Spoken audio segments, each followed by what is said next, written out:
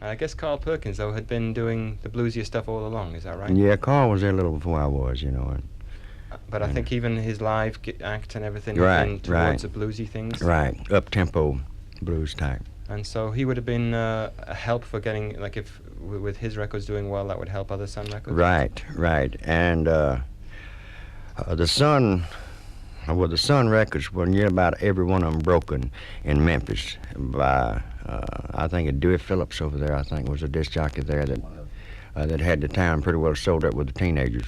And if you got him to play one of your records, well, even if it was bad, you know, the kids liked it, you know, up to a point. And then it just take and spread it out over the South, you see. As a matter of fact, I think Dewey was the one that broke the first Presley record and got it started in Memphis. Right.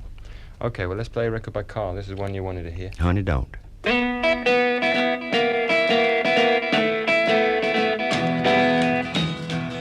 Well, how come you say you will when you won't? You tell me you do, baby, when you don't. Let me know, honey, how you feel. Tell the truth now, is love real? Oh, honey, don't. Say you will when you won't. Honey, don't. And that was Carl Perkins doing Honey Don't. This is Charlie Gillett on Honky Tonk on Radio London. If you have any questions for our guests, who are Charlie Feathers, Warren Smith, Buddy Knox and Jack Scott, ring us on 486-7744. Andy Martin and Meg Cooper are taking the calls. And the whole show is going to happen again tonight at the Rainbow. There are tickets left, so you can go along and join the fun. When, after the Carl Perkins records, most of these early ones were written by the artists. Then you would start, people with the New York business start noticing you and supply songs and that kind of thing? Only if it reached up in the maybe top 20, top 30 in the rock and roll. I mean, back in those days, there was only a handful of artists that got the master songs. And if probably some of the rest of them had have been fortunate enough to get those songs, it would have been them. Do you understand what I mean? Yeah. So the You Bangy Stomp, for instance, how did that one? Because I think that guy, Charles Underwood, who was a local boy, was he? He brought that to me about 6 months before I recorded it, and at first I didn't like it, you know. There was just something about it, you know, and on a session one night we was cutting, it was about 12:30 at night, and we cut 3 songs, and I was up against the wall and really biting on a bullet to find something to go on the 4th song, you know. So Charles came through the door and he changed 3 or 4 things that I particularly didn't like, and I got to listening to it, and it sounded better and better and better, so we got to work on it, and it was my next release. As a matter of fact, it was the 2nd release I had on Sun, behind Rock and Roll Ruby. Right, well, what's happening now, and I guess you might not have known about that till you came over just now, is that a lot of the stuff which was recorded in Sun in those days, really just like practices and auditions and things, they're all now being issued. Right. And how do you feel about that? Weird. You know, real weird. You say that, kid. Real weird, you know, because some of this stuff that we cut were stuff that we were just fooling around with in the studio after we had cut the session. And then Sam says, no, sir, that's not good enough for release, you know, which at that time it wasn't, and possibly now not good enough for release, you know what I mean? But now here 20 years later it comes out, and I guess Sam Phillips is sitting back grinning. From ear to ear. You know. Or Shelby Singleton, I think he has a Oh, rights to yeah. that. No, he's laughing out loud. You know. Okay, well, we got one here. I don't know if you've heard this since you recorded in the studio, maybe. I wrote this song one night in about a minute and a half. Yeah.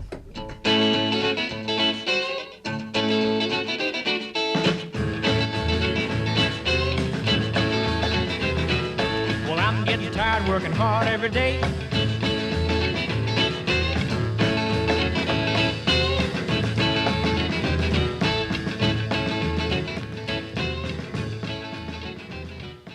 Right, not bad for a song you wrote in a minute and a half. 1 minute and a half.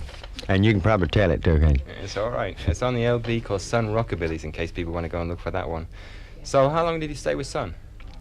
Around 6.5, maybe 7 years all told, you know, because I was under contract to him for nearly 7 or 8 months before my first release was out. Right. Sam had a bad habit of of cutting records and then hiding them from you, and go ahead, and several months later he would release them when you was well somewhere out in the desert, picking. You'd hear it out, and you didn't even know it was been released yet. But I think then you went to Liberty, did you? Yes, in 1961 I signed a 5-year contract with Liberty Records and started cutting country. And our first release, fortunately, was a country hit, because I Don't Believe I'll Fall in Love Today, and it moved on up to #1 spot. Really? And that really made my dreams back then come true, because that's what I had really, all my life really wanted to do, was cut something that you could call country. And perhaps someday up here on the Grand Ole Opry, which a couple of years later I did, so it all boils down to the fact that I was very, very happy, and I still am, concerning my past, and for the last 5 years I haven't been active at all. I just quit. Well, you were on Bob Power's show yesterday, I believe. Right. And I didn't hear the show, I missed it, but I was told that you've been working out of the business. What are you doing now? I'm a personnel manager for a factory. We have about 1,800 employees. That's in Longview, Texas. I've been with them for about close to 4 years as their personnel man. And so this really is some jump. You better believe it. It's weird, But did you hear fun. Did you hear the story about Hank Mizell? Has anybody talked to you about Hank Mizell? There's a record that came out here called Jungle Rock. I've heard of the song, but I don't know him. Well, the same thing happened to, a different thing, that the record was put out here and actually made the charts here. Got to about #2 or #3 in the charts. So he came over here, and he was about as surprised as you look right now. Because he'd given up expecting anything to happen, and there it was. So you're going to come back again, because I think you've got to go back to the States on Monday, haven't you? I'm leaving I think it's about 12:30, isn't it, Graham? Yeah. 12:30 tomorrow, and I think he's been talking about maybe me coming back over here again. And as a matter of fact, I'd like to move over here, because when I get back home, that's going to be an awful big letdown when I get off the plane, It's just... All right, well, we'll see what happens. Thanks for coming in. Thank you, Charlie. My pleasure. All right, well, we're going to the bit of the show which is the mystery record from 2 weeks ago, where we played Matchbox doing Wash Machine Boogie, and here's the Echo Valley Boys doing the original. HONKY TONK, Radio London, 35A Marylebone High Street, London, West 1. And there was a vague connection between that record and our next guest, because that was a Canadian band, and Buddy Knox now sings in Canada. I hope he does. I'll ask him in a minute. I just want to play this record.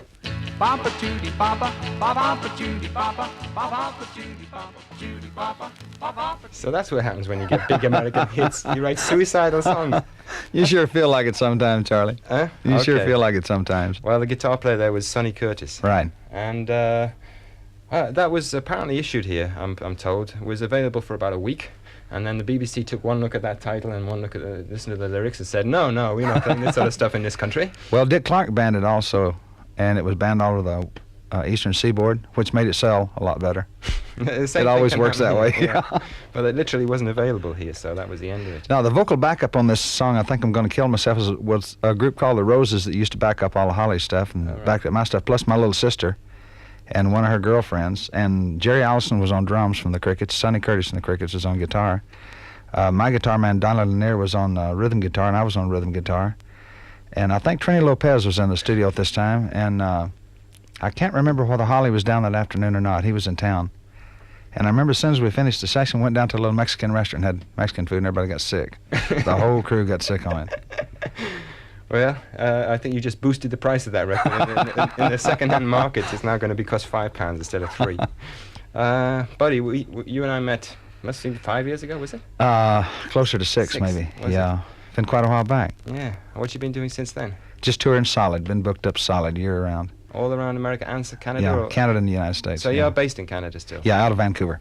And I think No, I have an office in Vancouver and a publishing company, a booking agency, and some property and stuff. And I sort of zeroed into Vancouver because the Canadian market was really good for me, and I stayed booked up year round. So I got a good band, so we work solid. Concerts, clubs, fair dates. Very good. And what sort of material are you doing when you're doing it? Pretty well the old 50s rock, vintage Really? rock, yeah. My band goes a little more up to date. They'll do 60s stuff, a few Beatles things, and then when I go on stage, I do usually 4 30, 40-minute sets a night. And this is at the clubs and things. Concerts, we do about an hour and a half, something like that. When I get on stage, it's just straight 50s rock and roll. Don't vary at all. Right. Nothing past about, say, 59. Right. Well, when we were talking the last time, I remember I was very interested at that time in in the whole thing in Texas and all that, and I didn't spend so much time talking to you about the what happened when you got to New York. Except I've always kept in my mind you saying how amazed you were about some of the black vocal groups that there were around then. I wondered if you could just explain. Some great vocal groups. We worked on some of the old Alan Freed shows, and Alan used a lot of the black vocal groups, and plus there were a lot of hit records around by the black groups. And we worked with the G-Clefs and the Cadillacs and the Cleftones and the Olympics and a stack of the black groups, because Alan would divide his shows up between, say, half white and half black groups. And his white units would usually be guys like myself and Holly and Eddie Cochran and Gene Vincent and the Blue Caps. And then the black groups would be maybe Ruth Brown and her group, and Sam the Man Taylor's band is the backup group with Big Al Sears on tenor sax. And the Cadillacs, G-Clefs. Doing how many songs each? They'd do about maybe 3 songs each, 2 to 3 songs each, because there were so many artists on the shows that if everybody done, like a half an hour, we'd be there all night, because he'd have 15, 20 artists on the show, and it was cut up into 2 different sections. We'd have an intermission, and usually he would mix the groups up, white group, black group, white group, black group, like that. He had it pretty well figured out, and the crowd seemed to love it, Amazing. But there's just nothing like that anymore. No, it's a whole different scene now. It's just like Charlie says, Memphis has changed, and Memphis by itself is not the only place that's changed. Every place has changed. You know that, Charlie. Every place has changed. Okay, well, I just wanted to use you as an excuse to play this record, which I okay, like great. At every opportunity. Speedo with the Cadillacs of... Boom, boom, boom.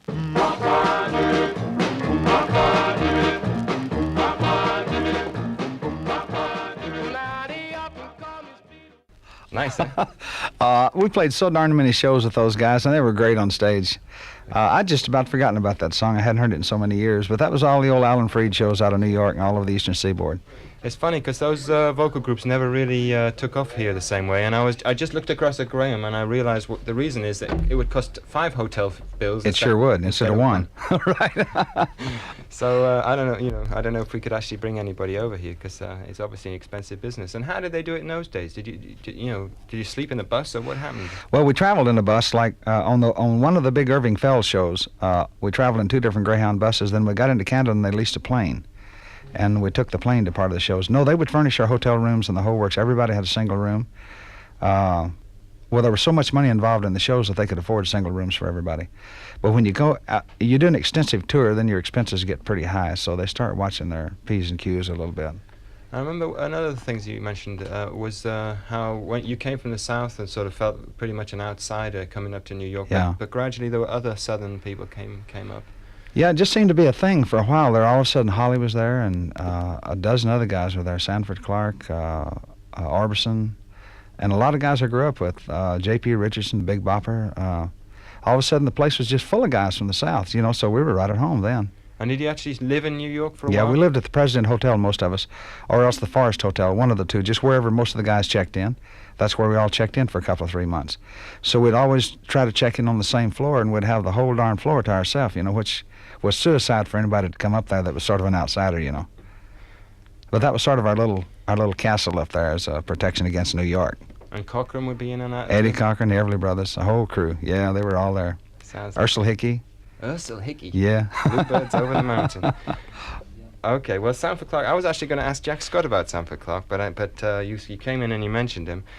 He's somebody, again, thinking, I'm sure everybody in listening to the show is doing Graham Wood's work for him, thinking, now, who should he bring over now? Right.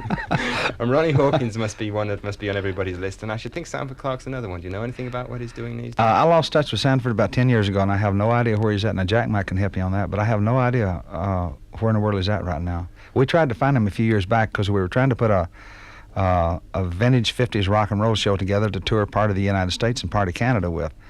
And geez, we just couldn't find half the guys. We tried to find Dwayne Eddy and finally ran across him someplace in Hawaii, I think, just here lately. You should have looked in the English Hit Parade. That's what I should have.